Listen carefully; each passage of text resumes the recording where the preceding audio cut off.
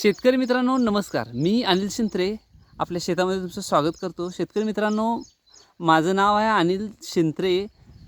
राहणार आमचं गाव आहे नाणीबाई चिखली, तालुका कागल, जिल्हा कोल्हापूर. शेतकरी मित्रांनो, आज नवीन विषय मी घेऊन आलेलो आहे. हे पहा, ऊसामध्ये गांडूळ वाढणं सगळ्यात महत्त्वाचं आहे. तर शेतकरी मित्रांनो, हे पहा, पाणी चालू आहे सध्याला, पाटपाणी. महिन्यातून एक पाटपाणी पाजणं गरजेचं आहे, कारण जी माती आपली जी आहे शेतामधली ती पूर्ण सेट होते. ड्रीपमुळं काय होतं, वापसा कंडिशन राहतं. ड्रीपचं नियोजन एक नंबर आहे, पण एक का असताना पाटपाणी महिन्यातून देणं गरजेचं आहे. तुम्हीही महिन्यातून एक पाटपाणी द्या.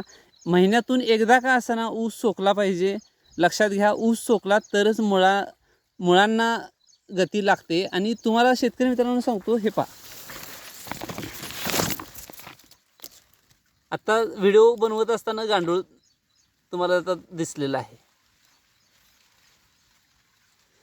हे गांडूळ तयार होण्याचं कार्य म्हणजे शेतकरी मित्रांनो, तुम्ही शेतामध्ये तुमचे सेंद्रिय कर्ब, आता पालापाचोळा तुम्हाला दिसत आहे, जे आपलं मागच्या वर्षी ऊस तुटून गेला होता त्यावेळेला आम्ही पाला पेटवलेला नाही आहे. हे पहा शेतकरी मित्रांनो, या जागेला सगळं दिसते. तर हे जे गांडूळ आहेत हे काय करतात, तुमच्या शेतामधील हे सेंद्रिय पदार्थ जे आहेत, म्हणजे पालापाचोळा, कुजत असलेला पालापाचोळा, हे यांचं अन्न आहे. तर शेतकरी मित्रांनो, हे अन्न त्यांना ही गांडूळ काय करतात, याचं विघटन करतात. आणि ती जी विष्ठा सोडतात गांडूळ, ती म्हणजे आपल्या शेतातील बॅक्टेरिया जे आहेत त्यांचं अन्न. गांडूळ तुमचा पालापाचोळा खातात आणि पालापाचोळा खाऊन त्याचं विघटन करतात. आणि तिचं जी विष्ठा आहे, ती विष्ठा, गांडुळांची विष्ठा म्हणजे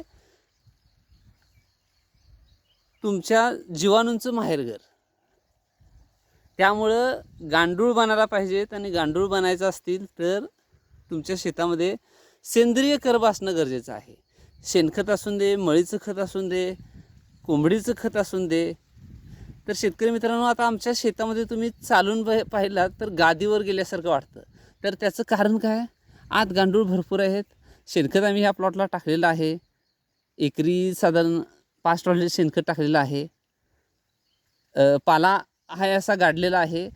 आणि महत्त्वाचं म्हणजे काढून लावण केलेली आहे. शेतकरी मित्रांनो, हा कसं असतंय, हंगामी लावण जी असते सप्टेंबर ऑक्टोबरची, त्या लागणीला काहीच करायला लागत नाही. ती ॲटोमॅटिक लागण येत असते शेतकरी मित्रांनो, कारण हंगामी असते ती.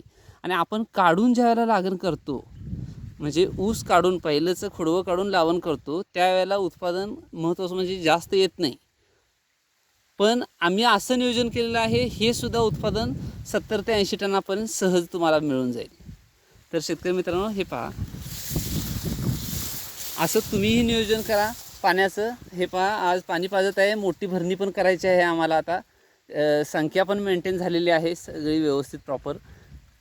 तुम्हीही असंच नियोजन करा. शेतकरी मित्रांनो, माझ्या व्हिडिओला अशीच माहिती तुम्हाला ऐकायची असेल तर व्हिडिओला फॉलो करा, माझ्या चॅनलला फॉलो करा आणि लाईक करा, शेअर करा, कमेंट करा. शेतकरी मित्रांनो, तुमच्या कमेंटला मी रिप्लाय देतो 100%. धन्यवाद.